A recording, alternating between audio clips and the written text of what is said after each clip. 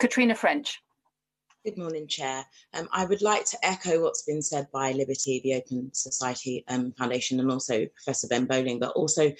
to highlight, unfortunately, StopWatch wasn't surprised and we were incredibly troubled by the numbers. I don't want to talk too much about the statistics, but I did want to highlight what we felt was that rather than adopt a public health approach to a global pandemic, Black, Asian and ethnic minorities feel very let down that the police decided to enact what we feel is quite an enforcement-led approach. And there was a time where for sensitivities and understanding, and it for me is a lost opportunity by the police, and that's very saddening, because what we've witnessed is people who are key workers out doing their jobs, out supporting their communities, their families, some of the most vulnerable in our society, are being targeted by the police. And it's unfortunate to say, but we strongly believe it's because of their skin colour and perceptions that those people are out up to no good rather than being law-abiding citizens. And the numbers and how the FPNs have been issued, unfortunately, reflect that sad reality. I think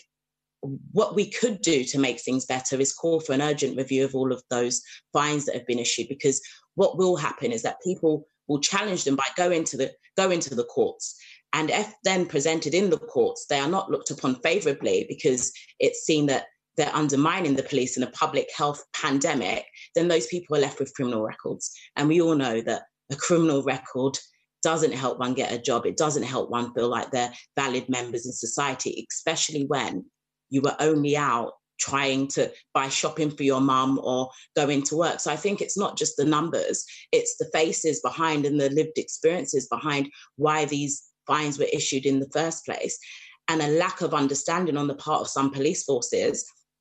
that Black, Asian and ethnic minority communities do have to leave their homes for whatever reason, and they should be spoken to and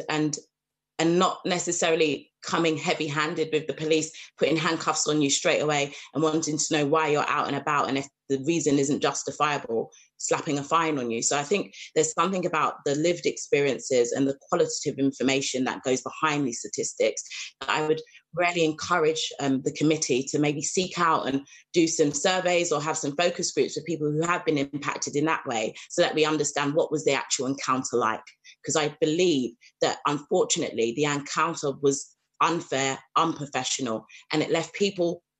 feeling that even in a global pandemic, they're still viewed with such suspicion and unable to go about their daily lives. So I'm very glad that Mirren and Liberty came to StopWatch and that we worked together behind the scenes around the statistics, but unfortunately, Chair, not at all surprised.